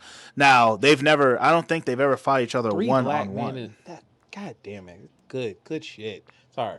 I mean, that was a great match, too. But it's one of those things where I feel where he's at right now, like, I can see him coming out on top against Obafemi. And yes, it being believable because he actually has an arsenal of attack and moves that I can see him popping a win. I do feel like if he keeps doing that high flying cutter, he's going to hurt his back really later on in his career. Oh, he'll be fine. Yeah, okay. He'll find a new. He'll be all right. Yeah. But that's a more believable finisher to hit Uber with, and he'd be like, "Yeah, it's a 3 count. It's 3 count." But yeah, no, that week of wrestling, I don't know unless you got any more other highlights of NXT to talk about, but what I definitely want to talk about is some small things, and then we also can go to New Japan. Can the IWC stop talking about Chris Jericho going to WWE? We know it's going to happen. I don't need every news article talking about Chris Jericho going on the podcast talking about, well, WWE might be in the future. Well, WWE, and it's constant people talking about it. And it's like, Chris Jericho is going to be the guy who interfered in the match. Nigga, we all know it's Austin Theory. Okay? Stop trying to speculate. I understand, like, that's like me making these dumbass comments in this pod, but it's between your homies. Don't post it on the fucking internet, knowing goddamn well that's not what the fuck's gonna happen. Bro, we know Jericho's coming back. He probably hit the Rumble. He'll have his last run, and it's it. I'm sorry that bothers you so much. Because they keep talking about it. Like, as in, Chris Jericho's coming. He's definitely coming. It's like, bro, we know he's coming. He's gonna leave AEW. He has nothing there else for him. And he says he apparently still has a lot left in the tank. And to wrestle with some of the best wrestlers in the world, Jericho, he technically could do it, but it's kind of time for him to wind down to the WWE style. Let's be real. A Judas effect will land a little bit better in the WWE than it would in AEW. Because, again, we're talking about niggas who land on fucking nails and the next day they're fucking okay. And I'm supposed to sell a fucking elbow attack? Nah, bro. Come on now. I mean, they do it for fucking Eddie Kingston? Yeah, they do it for Eddie Kingston. Okay. And his is fucking noodles. Yeah, I know. But I'm just saying. A Judas effect, they will make it look really good in WWE. Like, that's, you know what I'm saying? Where at AEW, that's just like a fucking signature compared to what else we see from other wrestlers. You know what I'm saying? Haterade. I mean, yeah. Spin the block is a way better clothesline than that. Listen, I mean, even the spirit gun is a better lariat. I mean, number one, I'm sorry that the Chris Jericho talk bothers you so Bro, much. I want you to look at my YouTube feed. WrestleMania can't stop talking about it. Fucking Wrestle Talk can't stop talking about it. The reason why Dante is DDJ can't stop talking about it. It's like, bro, we all know. The reason why it's such a big deal is because like he is the only other superstar AEW had. And I think it's just the whole fact that this guy, Chris Jericho, started AEW. He was one of the people, yeah. He started there. Mm-hmm. He was there day one for AEW. He had been there for all this time. And it's like, it's the whole idea of like, it must not be that good over there. Funny enough, almost like when he left WCW, when people started leaving WCW and coming to WWE. Well, he definitely did that because they weren't really appreciating him, and that Goldberg angle really fucked him over. Correct. Yeah. So but it's like when the important names started disappearing off of WCW that were like big WCW stars, like it's almost like the idea of like, you know, because Rey Mysterio was a big WCW star. Which apparently Eric Bischoff did not like him wearing a mask, and that's why he made him take off the mask. Because he was like, the audience can't see your emotions in the mask, so we got to take it off him. And then Ray's like, no, you dumbass. Like, that's the whole aesthetic of Mexican luchadors. Yeah, he was kind of stupid for that. Yeah. I mean, but hey, you know what? That's why WCW died. So it is what it is. I mean, yeah. But like, I just feel, I mean, because ultimately, I'm just kind of like, what is he going to do when he shows up? And that's the part where it's like, bro, we know he's coming. So, like, what are you guys hoping is going to happen? Because for me, with Chris Jericho, let me put it this way. Chris Jericho apparently coming back to WWE is the reasons why LA Knight, Montez Ford, people like Montez Ford, DIY. No, not them. Well, I'm just saying, like, people in general who they don't get a place to shine. I'm talking like, but like more like, sure, we could say Montez Ford, we can say LA Knight, but Carmelo Hayes more in particular. These people who are there that like are easy main eventers to just go ahead and they don't get to do anything because John Cena is there right now. Mm-hmm. And as soon as John Cena is about to disappear, Chris Jericho's about to show up. And then he's gonna. And I'm getting ready to go on this one. Is that go ahead? That's another. That is a. So it's like we took John Cena out. Now we're going to replace John Cena with another Chris Jericho here, kind of thing. And then we got the floating Brock Lesnar and the floating fucking. And it's like the main event scene gets cluttered up with these names that won't go away. And it's like by the time these names go away, these people who are waiting to get up there, it's like too late, too sad type situation. Literally, bro. And I'm also sick and tired of this year being the year where every fucking person wants to do a retirement angle. Everybody saw Sting's retirement and said, shit, I got to do that. Because, okay, you know, Tanahashi, that makes sense. Cena, okay. JDC? AJ Styles makes sense, but like everybody's just talking about it constantly. So like every angle is, oh, this is my retirement match and this and that. The Dudley Boy is retired, bro. There's too many retirement angles this year. There's too many. And like in every scenario, it's like, man, this is my last chance to win the belt. They're not winning the fucking belt. So why are you telling me? Why are you making me get invested in something you are not going to pull the trigger on? You didn't pull the trigger on the Dudleys. You didn't pull the trigger. You're not pulling the trigger with Cena, let him win and stay with the IC title. You're not pulling the trigger with JDC. Why the fuck do you keep doing the retirement angle to get me invested? It's not going to get me invested besides, yes, I'll see your last match. I'll do that. Don't put the title in it making me hope that you win. You're not doing it. They're not letting you retire with the title.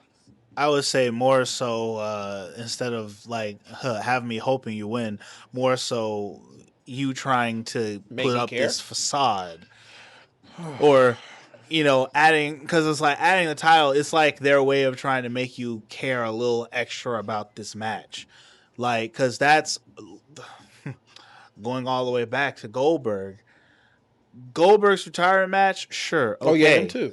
But like, him putting the heavyweight title on the line, why? That's what I'm saying. Like shit like that. It's like, bro, we don't need it.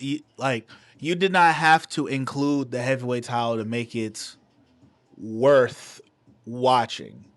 It did not make the match more intense of a situation. Nope. In any such way. And yeah, like for like with the Dudley Boys match, adding the fact that they're putting that the Hardys were putting the title on the line, it's like that. It didn't need that. Nope. The match was fine to have in general, especially since we knew this was like this is us. This is a goodbye match, and we want to have it with y'all. It's like cool, that's fine. But it's like the titles are irrelevant in this match. Yes. And so it's like, and I mean, gonna skip over the John Cena situation here, but like, yeah, I do agree, and I do find it interesting about like everyone's trying to do like a retirement tour, or they're trying to have like that one. They're trying to like, hey, this is the retirement because match. we're getting ready to do the same thing with AJ Styles next year. So here we go all over again. But it's like, yeah, it's I can easily agree and say the fact that this whole retirement gimmick situation that's happening right now is cut it the fuck out. It is getting a little it's getting old real quick. There are as many retirement gimmicks as there is Io Sky doing the fucking trash can spot in every War Games. Wow. That is how many that has happened almost this year. Okay. So yeah, I'm pretty done with it. But I said all that about the Chris Jericho thing just because like that's all I keep seeing on the IWC. It's all I keep seeing. But I finally want to hear your thoughts because we're winding down. I want to hear your thoughts about New Japan and how you've been watching. I think you watched November 22nd episode. I did. I've actually watched a couple of different episodes. Cool. Tell me what you think. Fact, I watched. I'm hyped for this shit. I watched December 3rd. I think it was. Yeah, I just watched that again. I rewatched it on accident. But because there was December 3rd, and then I think there was a new one that's supposed to happen. There's 2 new episodes. Damn, already? Yeah, because Thursday, Friday. Ah, okay. No. I saw. Did you see December 5th? I saw the Friday one. Okay. So December 5th. Yeah, because then I think they said 2 days, so that's Monday when the next one comes out, right? Yep. Okay. So yeah, no, I saw the most recent one. And I mean, I haven't watched that yet. It's like so as I said earlier, I'm like, because it's new, there's going to be a just the honest intrigue of me just seeing and enjoying what it is right now. So I have not been watching it long enough to start being able to compare it to what's happening on this side of the world. Yeah. But I'm starting to understand the flow of New Japan and their unique way of telling stories. Mm-hmm. Because it's because of me seeing and noticing this has even more so put the exclamation point on how important story is in wrestling. You cannot just have straight wrestling and there not be a reason for it. There has to be a reason. The most important question in wrestling is the why. All right? If you give us the why, at that point it's like, okay, this is why. Cool. Let's see what the outcome is going to be. Without the why, wrestling is just dudes fighting for no fucking reason. I did just watch a Smarty Pants episode where it was like wrestling is drag, and they gave up some good fucking points, man. They gave us some good fucking points. I need you to see it, and you can be like, I guess wrestling is drag, bro. Like it's very valid shit. I mean, on the surface level, like, yeah. I can see that. I can see it. It's a performance, all right. It's a whole display. They are characters and whatnot. So, but it's like going back to what I was saying though with New Japan. It's like I'm seeing the story, and I'm not. And it's not like it's being fabricated in my eyes. I'm actually seeing where story is happening and where it's going and what it's doing type situation. And so I am enjoying that piece. And then it's also because it's a new product for me. You know, there is a general interest right now.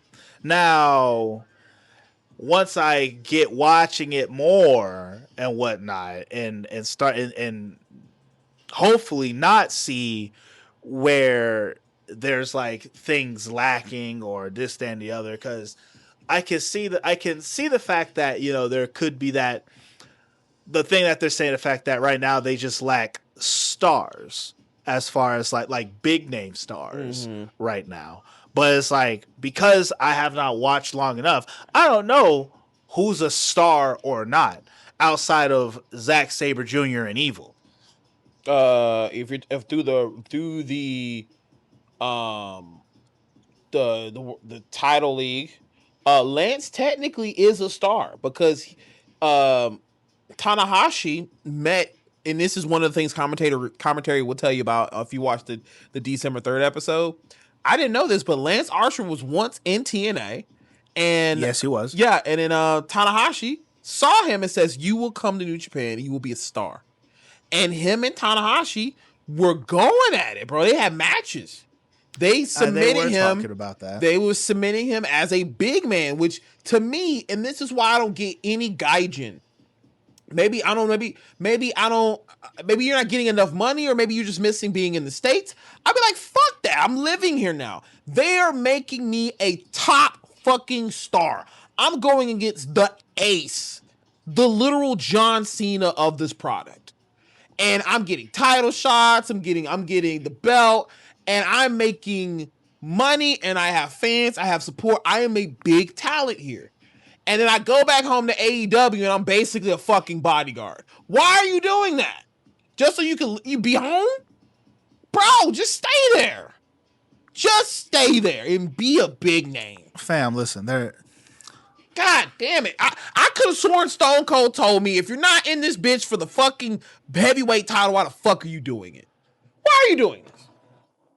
For that Tony Khan money, brother. Man, it gotta be good. That has to. That's the listen. Think about homie who also cut a promo against fucking Swerve Strickland, who was on TNA, who used to have the fucking earmuffs and shit. John Alexander. So Josh, yeah. So it's like, look at Josh Alexander. He was a TNA World Heavyweight Champion. Had a big run in TNA.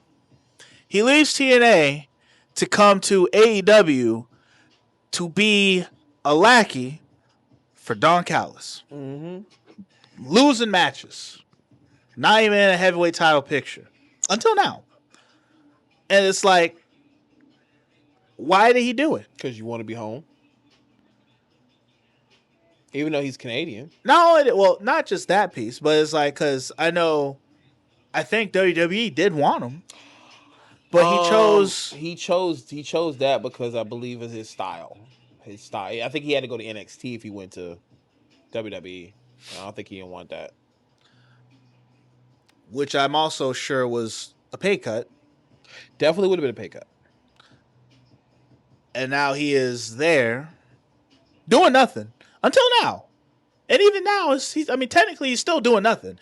But he did cut a promo on Swerve. Talk about how the fact that, like, you need to get to the back of the line type shit about fighting Samoa Joe for the title and all this other stuff. So winter is coming. They're going to be fighting each other. Shouldn't World's End be happening at some point?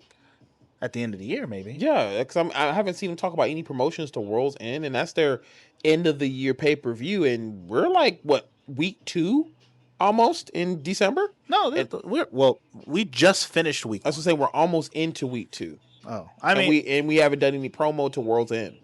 What are you talking about? We got Eddie Kingston and I'm saying, like, have they talked about World's End? Because I haven't watched the product, so have they talked about World's End? So Eddie Kingston and Samoa Joe are at World's End. I believe it's those two at World's End fighting for the title. I knew that match was supposed to happen. I just didn't know it was at World's End. So yeah, I could be wrong. It might be at Winter's Coming. I don't think so. I really don't think so. But at the same time, AEW is so like. They don't make it easy for me to want to fucking care. So it's like, well, not to deviate too much, but so go back into New Japan and you talk about, are there at least certain tag teams that you have enjoyed seeing so far? I mean, as of right now, War Dragons. Yes. I'm really fucking. Driller, bro. That's that guy. Shingo too? I like that little talk they do. I fucking love that. I like War Dragons. Yep. And I believe Evil's part of House of Torture. The House of Torture. Him and Don Fowler. I really like the House of Torture guys a lot. Freaking that one like gray beard big man. Yeah, that's Don Fowler. Well, that's what Don Fowler. He was the one of the original Bullet Club members. He was Bad Luck Fowler. Now he's Don Fowler. Like because the last episode I watched, it was like them, and they had like this guy. What his name is like? He was like Poofs Jr. or something like that, or in the team, or So there was a point where like dude came out and he was like he started cutting. He was cutting this promo. He's saying he was Dick. Yeah. Like Dick 2 or something. Yeah. He's one of the members of the group. Yeah. Yeah, it's like.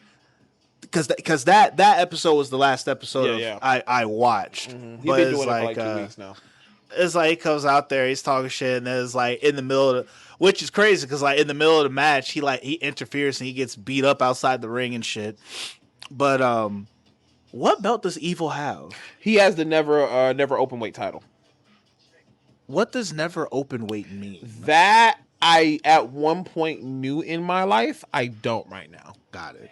But that I will admit, it was a title that I thought it was like, because I know people like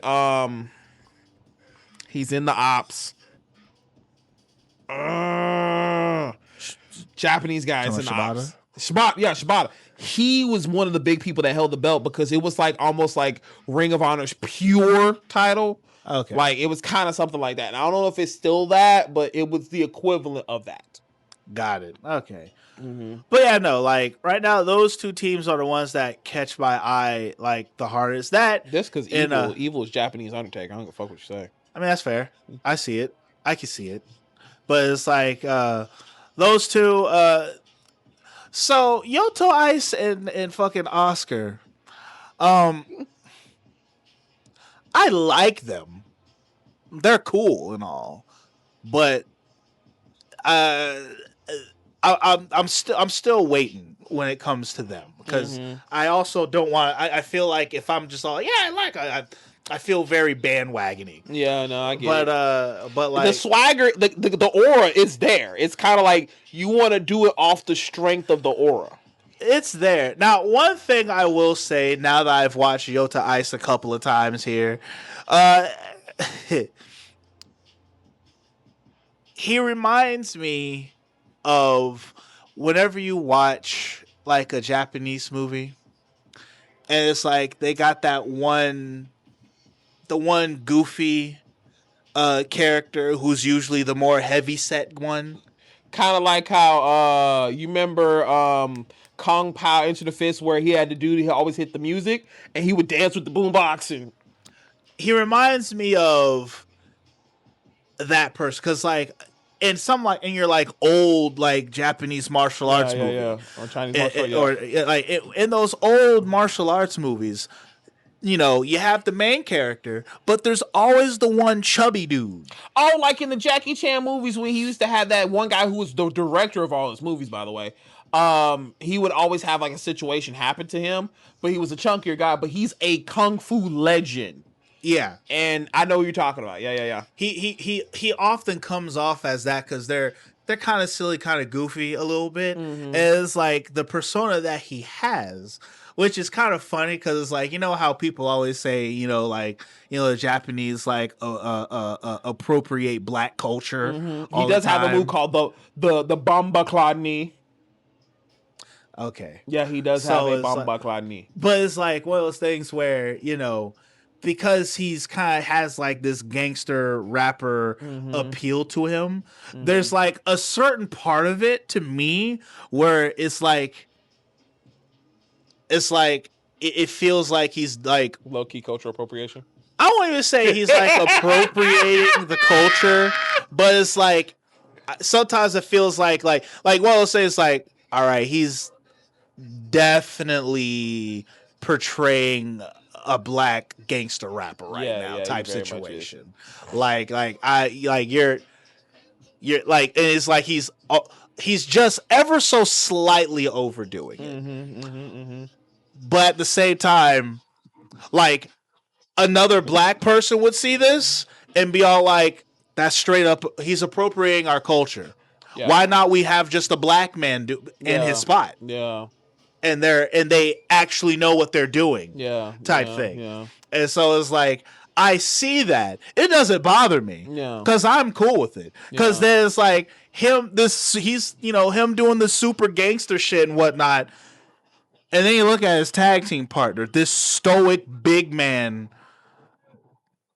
as far as height goes. It basically looks like if Kane and Undertaker had another sibling.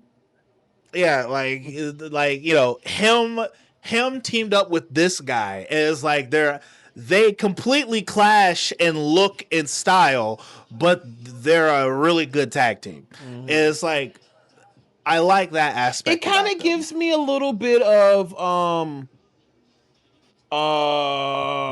Big Cass and what's his name? You talking about Enzo and yeah, it gives me that. So the vibe is there, but if you know you have it's because it's really like take that idea, but then it's like where Enzo is the rapper, Big Cass is an emo kid or something. Yeah, literally. But for some reason, the emo kid and this rapper are the Knockout Brothers. They're like the Knockout Brothers. So there's a reason why, and I love how commentary has been doing this.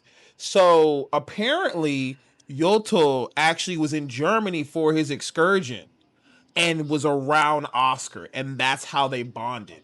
Oh, well, see, there we go. And that's what I'm saying. So it's shit like that. While commentary says these small moments, these are things of that nature. And the same thing goes for Yoto. Yoto. Yoto and Gabe Kidd. Apparently, when Yoto went to the UK, he actually was doing his excursion there. He was staying at Gabe Kidd's parents' house with him. Interesting. Yep. Okay. Yeah. So they were bonding because, you know, on excursion, he was there and he was at Gabe's kid's house. And, you know, that's kind of where they're like, you know, we cool. Got it. Okay. Okay, I see that. Yeah. But to the whole thing for New Japan, the commentary is key.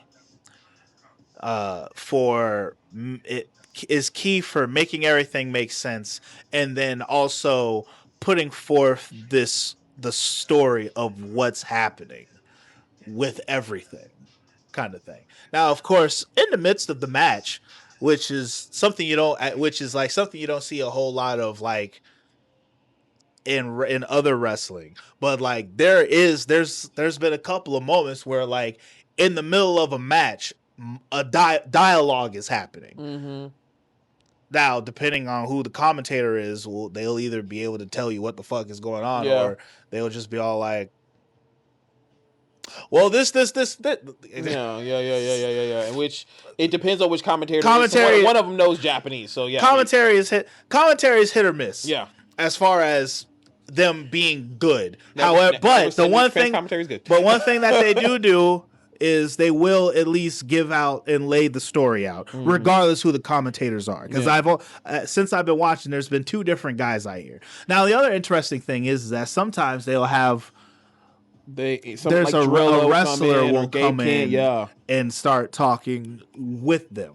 And one of the last ones, it was Lance Archer's tag team partner.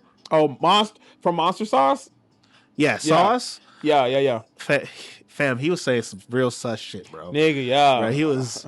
There was literally a moment where like one of them was like, actually, I think it was him, because like he almost, because like he kind of set him up to say something that was like wild, and homie was like, "Hey, yo!" I was like, I didn't even watch that. I don't know if it's just if it's recent, I gotta see it, but I do love me some Monster Sauce. Pause. But the team is really fun. The team is fun. Yeah, they're straight. But yeah, I mean, overall, right now, New Japan has been a positive showing, and so it's like right now, in comparison, right now, like in comparison, New Japan is holding my attention more than AEW. I'll tell you that much. Damn. Like, you don't even know their goddamn language.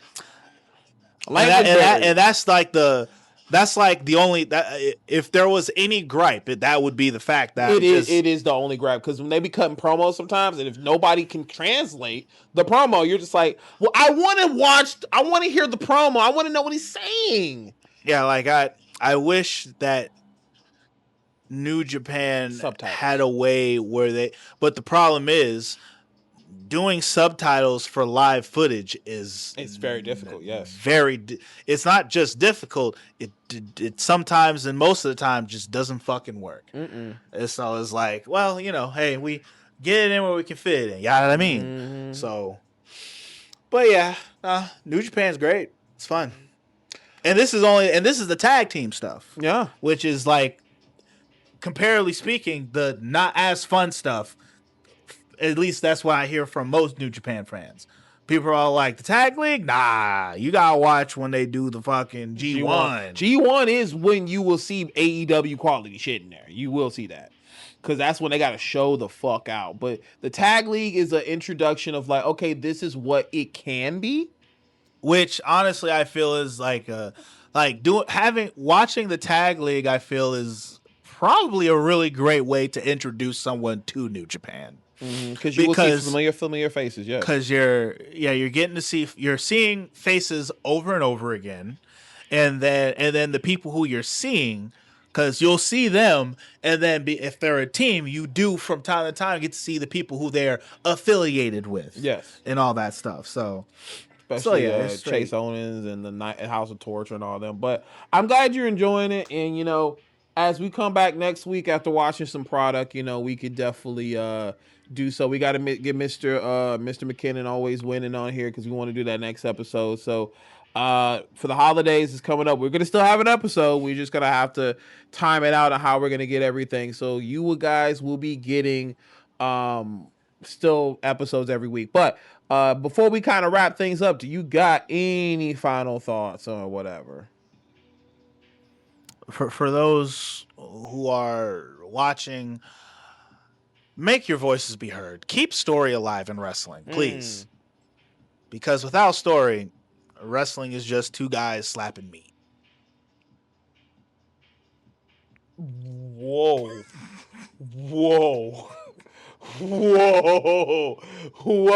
Are we now ending episodes with very wild fucking statements? Because that happened the last time, bro. And the one game. All right, so we're gonna end the episode with that. The ring is sacred. So oh shit. But yes, I think that says enough. Keep story alive in wrestling. Keep story alive in wrestling. Keep story alive in wrestling. So, as always, guys, it is the demon that leaves your girl screaming, the Masaku. The demon that leaves your girl screaming. And it's your boy. Swag Switcher in the building, as always.